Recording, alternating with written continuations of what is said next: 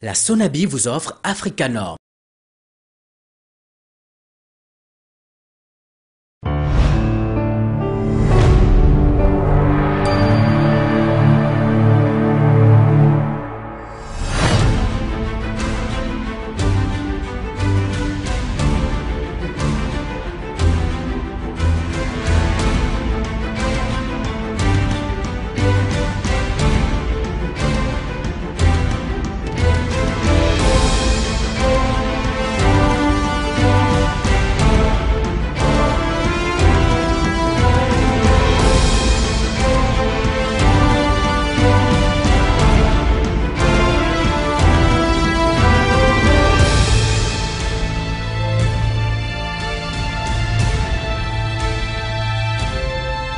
Faire de la qualité devrait s'imposer à toutes les entreprises, quel que soit leur domaine d'activité. Cependant, le constat est que l'implémentation de la démarche qualité dans les modes de production et dans les systèmes de management n'est pas la mieux partagée. Pourtant, la démarche qualité participe à la réussite de tout type d'entreprise en renforçant la satisfaction client, la motivation du personnel pour une amélioration continue.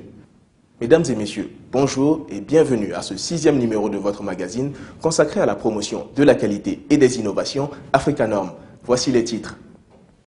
Le 15 mars, Journée internationale des droits du consommateur, une date marquante pour la Ligue des consommateurs du Burkina qui a célébré cette journée à travers un atelier d'information et de sensibilisation sur les droits et devoirs des consommateurs.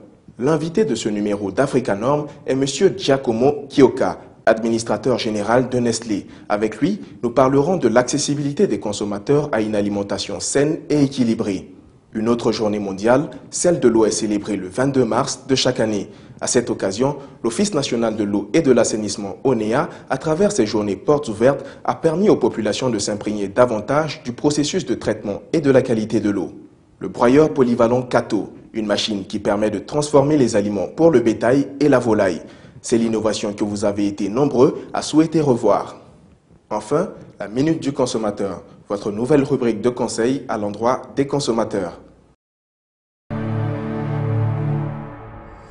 Le 15 mars de chaque année est célébrée la Journée internationale des droits du consommateur. Au Burkina Faso, le thème retenu par la Ligue des consommateurs à l'occasion de cette journée est accessibilité des consommateurs à une alimentation saine et équilibrée. À travers une campagne d'information et de sensibilisation, la Ligue des consommateurs du Burkina entend faire des droits et des devoirs des consommateurs une réalité dans notre pays. Un reportage signé Adama Koulibaly. Accessibilité des consommateurs à une alimentation saine et équilibrée, c'est sous ce socle qu'est placée la célébration de la Journée mondiale du consommateur en cette année 2016. Plusieurs activités sont au programme de cette commémoration à l'initiative de la Ligue des consommateurs, dont ce déjeuner de presse pour faire la situation de l'alimentation équilibrée et aussi interpeller l'État sur son rôle régalien. Notre premier objectif, c'est rappeler à l'État que la protection des consommateurs, le droit à la protection est le rôle régalien de l'État. Et quand on parle de l'État, c'est avec toutes ces structures, ces démembrements qui accompagnent. Les consommateurs ne mangent pas équilibré, ne mangent pas sain. Dû à un certain nombre de facteurs, notamment tout ce qui est tromperie au niveau de tous ces adressages. Et ensuite, dû à toutes ces malfaçons, ces contrefaçons dont notre pays est obligé. Qu'est-ce qu'une alimentation saine et équilibrée? Quelle doit être la composition des différents repas quotidiens que nous consommons? Ce sont là des communications de nutritionnistes et de la société Nestlé qui interviennent dans le domaine de la nutrition avec pour credo la qualité. La qualité, ce n'est jamais le résultat d'un hasard. C'est en préparation et c'est un contrôle rigoureux à toutes les étapes de la chaîne de valeur.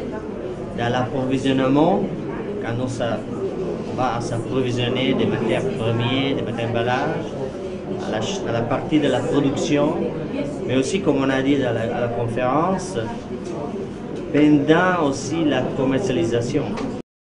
Pour améliorer la diversité des aliments et lutter ainsi contre la malnutrition, les responsables de cette société proposent des produits carnés à base de farine de viande.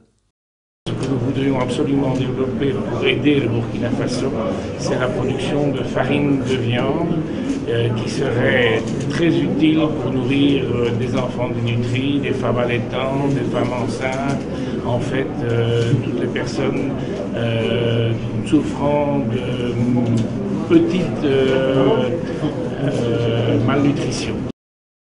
Mais la première sentinelle pour s'assurer de la qualité des produits mis à sa disposition demeure avant tout le consommateur lui-même. Chaque jour qui se lève, l'ensemble des consommateurs se battent pour que nous puissions effectivement être dans le registre d'une sécurisation alimentaire. Et cette bataille-là, chacun a son rôle à jouer. Nous avons dit que c'est le rôle particulier, le rôle principal de l'État. Mais nous sommes conscients qu'il y a certaines personnes gagneuses qui arrivent à passer dans les mailles du filet. Et c'est pour cela qu'une organisation comme la Ligue des consommateurs doit pouvoir interpeller l'État pour que tous ceux qui passent par ces mailles du filet-là puissent être saisis à temps et pour que la protection des consommateurs soit le plus optimum possible. La journée mondiale du consommateur, célébrée chaque 15 mars, est l'occasion aussi de rappeler les 8 droits fondamentaux des consommateurs, parmi lesquels la satisfaction des besoins, l'éducation ou encore un environnement sain. Il est certes essentiel de mettre à la disposition des consommateurs des produits sains. Toutefois, il s'impose aux consommateurs eux-mêmes d'avoir une bonne hygiène alimentaire. Et pour cela, manger sain et équilibré s'avère indispensable. Qu'est-ce qu'une alimentation saine et équilibrée? Réponse de quelques consommateurs dans ce micro-trottoir. Manger sain, équilibré, c'est de consommer moins de sel, du sucre, d'huile, et puis de ne pas manger entre les repas. Disons qu'une alimentation saine et équilibrée, c'est une alimentation qui répond aux besoins nutritionnels. Et pour moi, une alimentation saine et équilibrée, c'est une alimentation qui te permet de couvrir tes besoins alimentaires, voilà, suivant les normes de santé et d'hygiène. Comme annoncé dans les titres, l'invité de ce numéro d'Africanorm est M. Giacomo Chioka, administrateur général de Nestlé, l'un des principaux acteurs de l'agroalimentaire dans le monde. L'entreprise Nestlé commercialise un large éventail de produits et de boissons pour l'alimentation et est l'un des principaux innovateurs en la matière. Nestlé fait de la qualité et de la sécurité de ses produits une priorité. Je vous invite donc à suivre notre entretien avec M. Giacomo. Mesdames et messieurs, nous sommes en présence de M. Giacomo Chioka, administrateur général de Nestlé, avec qui nous parlerons de l'accessibilité des consommateurs à une alimentation saine et équilibrée. Bonjour M. Giacomo. Monsieur Ahmed, bonjour. Monsieur Giacomo, vous êtes administrateur général de Nestlé, en charge de 5 pays, dont le Mali, le Burkina Faso, le Niger, le Togo et le Bénin. Vous êtes de nationalité italienne et vous êtes au Burkina Faso depuis 2011. Alors, Monsieur Giacomo, nous rentrons tout de suite dans le vif du sujet. Selon vous, Monsieur Giacomo, qu'est-ce qu'une alimentation saine et équilibrée? Je pense qu'une alimentation saine et équilibrée, c'est d'abord la variété.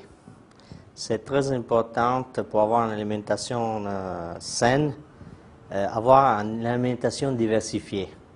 C'est-à-dire unir et prendre un peu de tout. C'est-à-dire, si j'arrive à manger dans la journée 5 couleurs différentes des choses comme légumes ou fruits, j'ai fait quelque chose de bon. Nous savons donc que Nestlé est une société vieille de 150 ans et est un géant de l'agroalimentaire. Comment arrivez-vous à assurer la traçabilité de vos produits? Merci beaucoup pour la question. D'abord, je pense que Nestlé est jeune, 150 ans. Et notre travail aujourd'hui, c'est assurer d'avoir les moyens, l'investissement, les idées, la vision, l'énergie pour avoir encore 150 ans de futur devant nous. La traçabilité, pour nous, c'est l'exemple. C'est quelque chose de clé. C'est assurer à tout le moment, dans toutes les chaînes de valeur, savoir où sont nos produits. Africanorm est un magazine qui s'intéresse aux entreprises soucieuses de la santé et de la sécurité des consommateurs. Alors, Monsieur Giacomo, pouvez-vous nous assurer que les informations sur les fiches techniques de vos emballages sont conformes aux valeurs nutritives de vos produits, surtout que l'une de vos cibles, ce sont les enfants? D'abord, je voudrais rappeler à tous les téléspectateurs que tous nos produits avant d'être commercialisés, sont inspectés par un laboratoire national de contrôle de qualité. Il prend les produits à la douane, il prend un échantillon et il vérifie. Et ça, c'est le contrôle interne de l'État burkinabé. Mais nous aussi, à notre interne, on fait plusieurs contrôles à tous les niveaux. Vous avez mis en place un numéro vert à l'endroit des consommateurs. À quoi devrait-il servir? À les consommateurs, évidemment. On a fait le numéro vert pour les consommateurs. Chez Nestlé, nous, on dit consommateur d'abord, consumer first. Pour nous, les consommateurs et les rois. La personne plus importante pour Nestlé, c'est les consommateurs et avoir la satisfaction et la confiance des consommateurs. Monsieur Giacomo, quel est votre mot de la fin à l'endroit des téléspectateurs?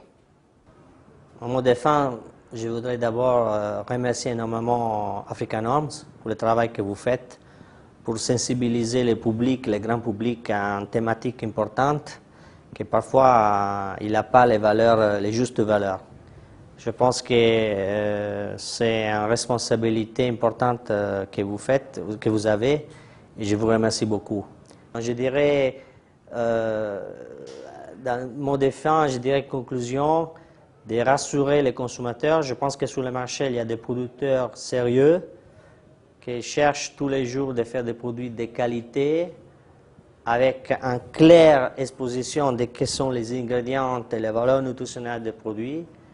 Et ça doit rassurer les consommateurs. Et l'autre chose qu'il faut faire, c'est exactement suivre des transmissions comme la vôtre, qui vont aider les consommateurs à prendre conscience des pouvoirs qu'il a le consommateur. Le consommateur, il est au centre de tout, et c'est lui, seulement lui, qui a le pouvoir de donner le succès ou le non-succès à un produit. Merci Monsieur Giacomo pour cet entretien. Vous l'avez dit, Nestlé est une société jeune de 150 ans. Nous ne pouvons qu'espérer qu'elle grandira de 150 ans encore. Merci monsieur. Merci beaucoup. Merci monsieur Ahmed. Retour au studio.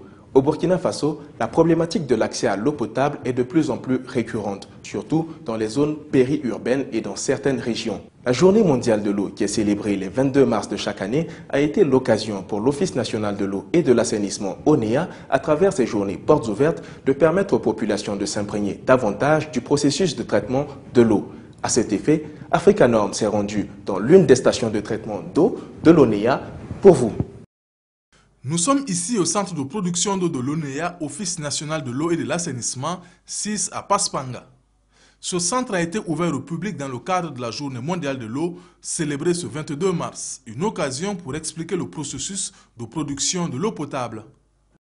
Nous produisons une eau qui respecte les normes de potabilité en vigueur pour l'eau de consommation. Voilà, et vous avez visité la station, vous voyez que nous traitons l'eau que nous prenons au niveau donc des barrages, nous les potabilisons et nous les rendons donc limpides, ok, donc respectant donc les normes de turbidité, ce que le consommateur peut tout de suite constater. Donc c'est que l'eau, elle est claire, incolore, ok, elle n'a pas d'odeur et elle contient quand même un résiduel de chlore, voilà, qui permet donc d'assurer au fait cette garantie, ok, de contamination microbienne éventuelle. L'eau traitée dans cette station qui approvisionne la ville de Ouagadougou subit, comme dans toutes les autres stations de l'ONEA, une série de contrôles relatifs à sa qualité. À la fin du traitement de l'eau, on mesure la turbidité pour voir si l'eau traitée respecte les normes recommandées par l'OMS. Et la norme dit que la valeur doit être comprise entre 0 et 5 NTU. Voilà. Et pour le pH aussi, et la valeur recommandée par l'OMS, c'est un pH compris entre 6,5 et 8,5. La production d'eau de la station de Paspanga représente 30% d'eau distribuée dans la ville de Ouagadougou. Et voici sa dernière acquisition en termes d'unités de traitement. Cette unité nous permet de traiter près de 900 mètres cubes d'eau par heure. C'est une unité moderne, automatisée, comme vous l'aurez l'occasion de vous en rendre compte, parce que c'est une unité gérée par un automate. Cette journée porte ouverte, c'est aussi une occasion pour l'ONEA de présenter sa politique pour continuer à mettre à la disposition des consommateurs une eau de qualité.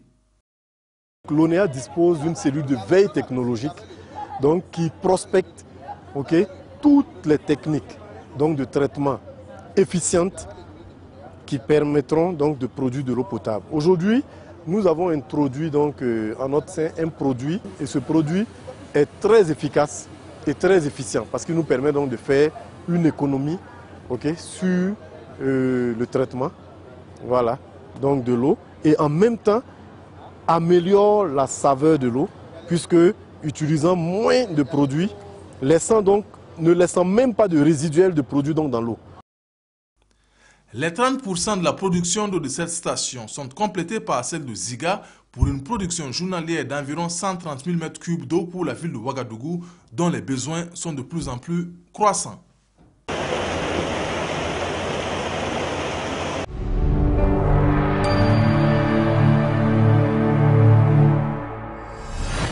Faire de l'innovation, c'est contribuer au développement du continent.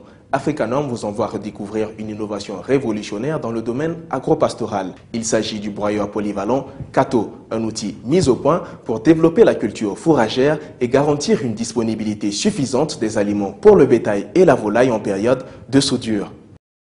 Le Kato. Voici un outil qui fait depuis quelques années déjà la fierté de M. Rwamba, inventeur de son état. Le Kato est un broyeur dont l'idée est partie du constat de la perte de sous-produits agricoles utilisables par le bétail.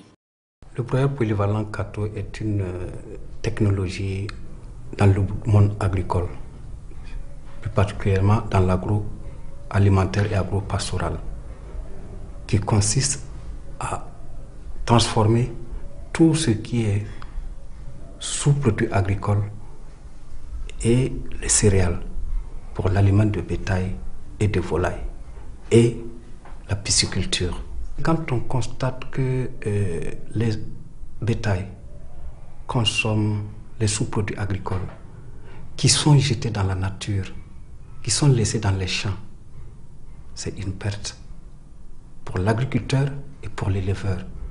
Et le pâturage, ne favorisant pas l'ambiance entre les agriculteurs et les éleveurs, ça va résoudre le problème en broyant tout ce qui est sous-produit agricole pour alimenter le bétail, en stabilisant ces animaux-là.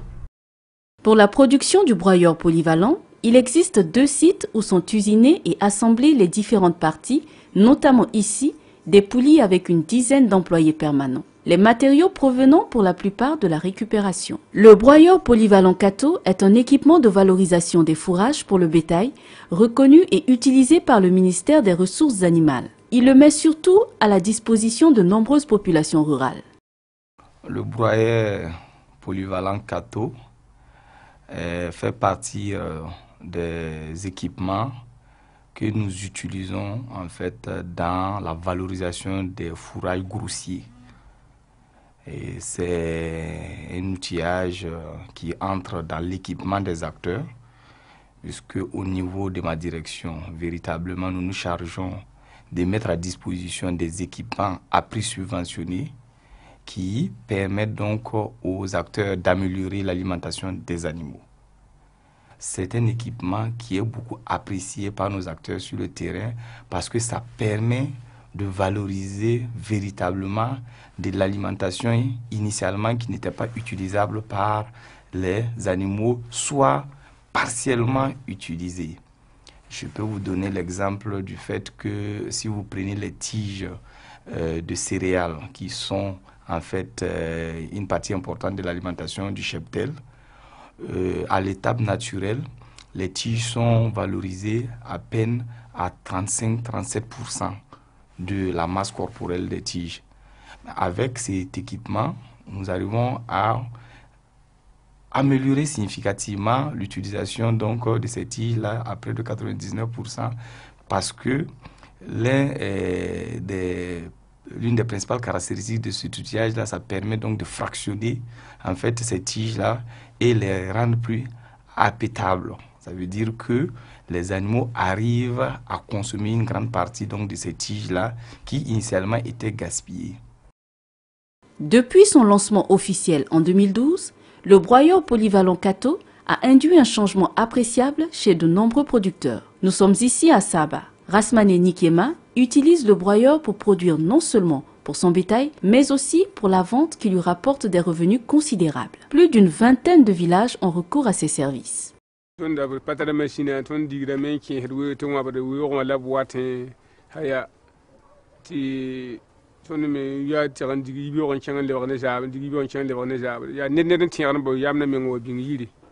Quand on n'avait pas de broyeur Kato, on amenait le troupeau en brousse. Rares de personnes gardaient l'aliment pour le bétail à la maison.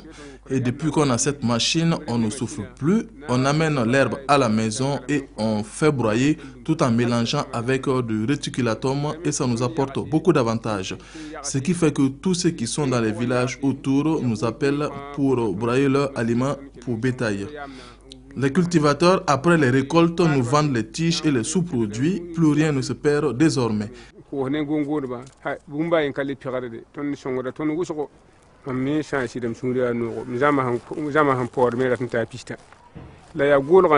J'ai au moins 30 personnes à charge et grâce à cette technologie, mon élevage s'est amélioré et j'arrive à subvenir à leurs différents besoins. Autre lieu, mais toujours un modèle de l'utilisation du broyeur. 130 hectares consacrés à l'élevage, l'agriculture et la pisciculture. Voici l'exploitation de Jean-Paul Nikema à Kongtenga, non loin de Saponi, un laboratoire d'expérimentation du Kato, grandeur nature.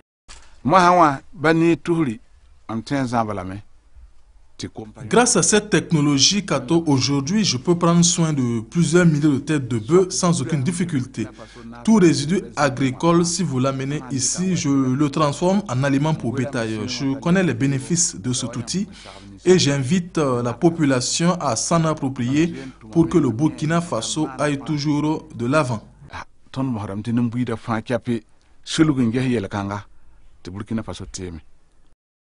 Une nouvelle version du broyeur polyvalent en cours de production pour cette année 2016. Elle innove par sa capacité de broyage ainsi que sa puissance. Nous repérons qu'il y a des villages aujourd'hui où les femmes se font des richesses avec le pilotement. C'est un bon aliment de bétail. Vous voyez la poudre. Le broyeur polyvalent, la nouvelle version est capable de produire 10 tonnes par jour au lieu de 5 tonnes de production par jour pour l'autre version. Donc à partir de 2016, la nouvelle version va sortir.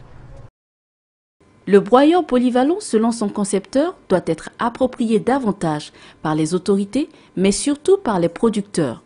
Ainsi, il pourrait avoir un impact socio-économique sur le secteur agropastoral.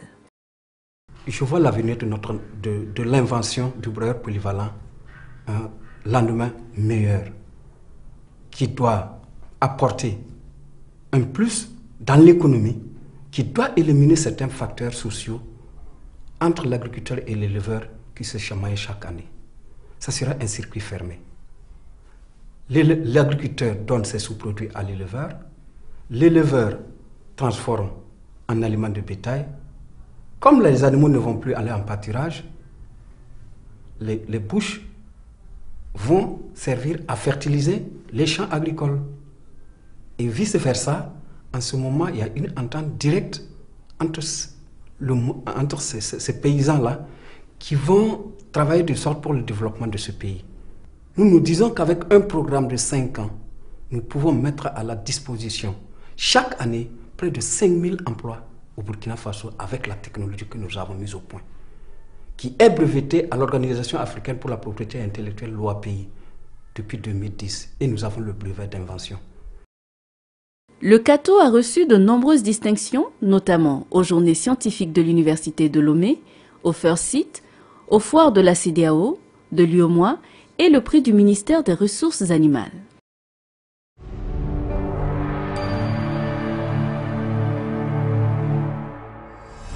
Comme cet innovateur, vous êtes porteur d'innovations pertinentes dans les domaines de la santé, de l'agriculture ou encore de l'environnement. Contactez-nous à l'adresse qui s'affiche sur votre écran.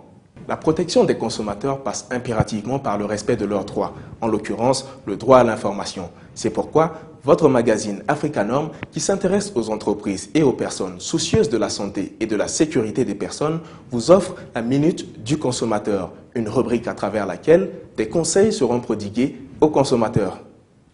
Amis téléspectateurs et téléspectatrices d'Africanorm, chers consommateurs et consommatrices d'Afrique, bonjour. Aujourd'hui, nous parlerons de la contrefaçon. La contrefaçon qui est un fléau mondial, qui est en train de gangréner nos économies et qui nuit énormément à la santé des consommateurs. Sachez que l'action de reproduire frauduleusement, je dirais même une copie ou une imitation d'un produit est un acte répréhensible, condamnable. Luttons contre la contrefaçon. Ayons des comportements responsables et citoyens. Évitons de nuire à notre économie et surtout à notre santé. Merci de votre attention. Mesdames et messieurs, votre magazine de promotion de la qualité et des innovations Africanorm, c'est tout pour aujourd'hui. Merci d'avoir été en notre compagnie. Rendez-vous est pris pour le prochain numéro pour plus d'informations sur la qualité et les innovations. Mais avant de nous quitter, n'oubliez pas de mettre en pratique les conseils du spécialiste et soyez vigilants face aux produits que vous consommez. Au revoir et à très bientôt sur Africanorm. La Sonabi vous a offert Africanorm.